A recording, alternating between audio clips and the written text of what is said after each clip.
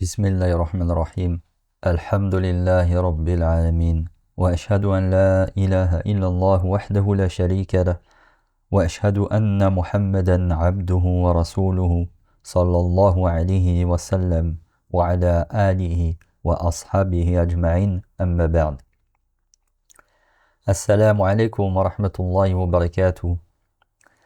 Mes bien chers frères et sœurs en islam, nous voici réunis pour la lecture d'un nouveau sujet qui compte parmi les sujets les plus demandés, mais également un sujet qui attire la curiosité et la crainte. Ce sujet que nous allons à présent aborder n'est autre que la mort.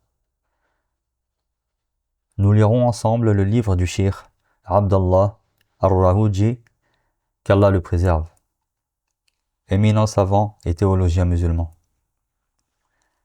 Nous avons choisi ce sujet car ce doit être la motivation qui anime la vie du croyant et de la croyante.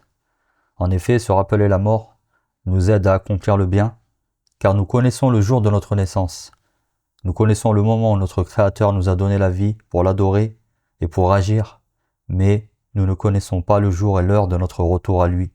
Et surtout, nous ne connaissons pas comment nous allons quitter ce monde, sur quelle voie, sur quelle croyance et sur quelle action. C'est pour cela, mes bien chers frères et sœurs en islam, qu'il faut essayer de s'efforcer à toujours faire le bien autour de soi, qu'il faut s'efforcer de se concurrencer dans les bonnes actions, et ô combien sont nombreuses les voies du bien et les chemins qui amènent à cela.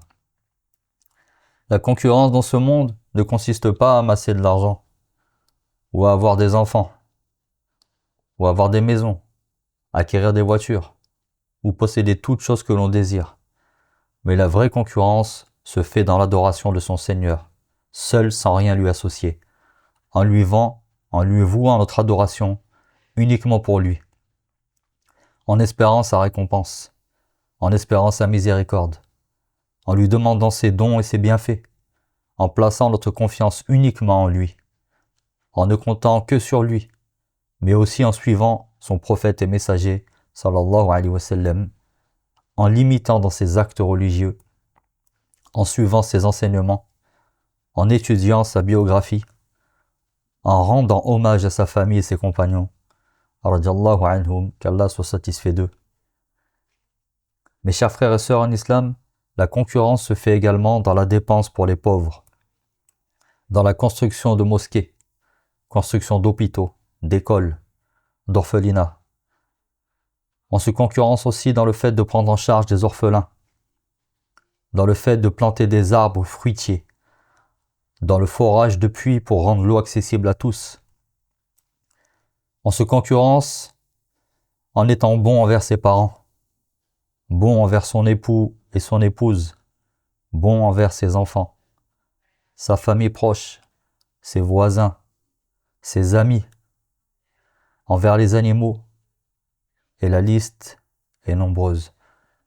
Et quand nous parlons d'être bons avec nos voisins, avec nos amis, avec nos familles, avec nos proches, nous faisons allusion bien évidemment aux personnes qui nous entourent, qu'elles soient musulmanes ou non. Et ça, c'est un point important car beaucoup pensent que le respect en tant que musulman ne doit être qu'envers les autres musulmans, alors que pas du tout. Il en est autre. Le musulman respecte tout le monde, quelle que soit sa situation, quelle que soit la religion, quelles que soient les croyances. Le musulman respecte chacun. Et sachez, mes chers frères et sœurs en islam, qu'après la mort, 3 questions nous seront posées. La première question, qui est ton Seigneur? La seconde question, quelle est ta religion? La troisième question, qui est ton prophète? Et si nous n'arrivons pas à répondre à la première question, nous ne pourrons répondre à aucune autre. Et malheureusement, notre destination sera l'enfer, qu'Allah nous en préserve. C'est pour cela que nous avons choisi de traiter la pureté du cœur et de traiter le sujet de la mort. Car ce jour-là, ce ne sera pas la langue qui parlera, mais ce sera bien le cœur et les membres de notre corps qui auront soit obéi à Allah, le Seigneur de l'univers, soit désobéi au tout miséricordieux. Il est donc important de préparer ce jour où notre âme sera séparée de notre corps et où nous serons mis en terre, puis interrogés.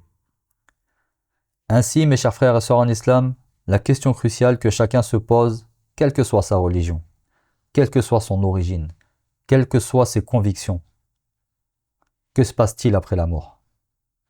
Y a-t-il vraiment quelque chose derrière la mort? Que vais-je voir après? Où vais-je aller?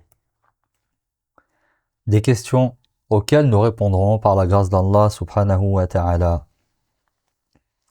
Ainsi, mes bien chers frères et sœurs en islam, nous clôturons cette introduction en rappelant la parole d'Allah subhanahu wa ta'ala qui nous dit dans son livre Kullu nafsin dha'iqatul maut. Toute âme va certainement goûter la mort.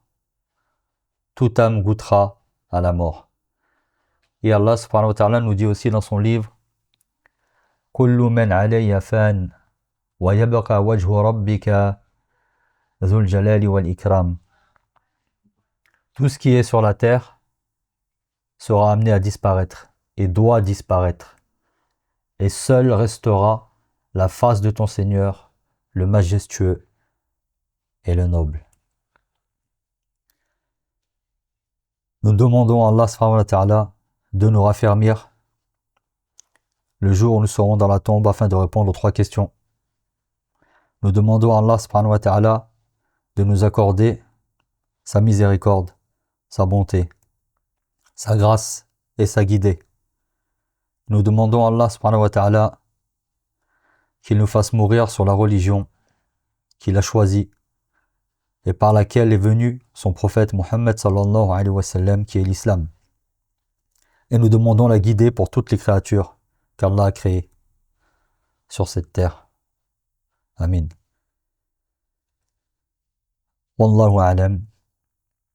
Et sachez mes chers frères et sœurs en islam que toute parole véridique, toute parole bénéfique et utile que vous aurez pu écouter aujourd'hui ne peut provenir que d'Allah seul, de par sa grâce, sa bonté et sa miséricorde. Et que toute parole confuse, oubli ou erreur ne peut provenir que de moi-même ou de Shaitan.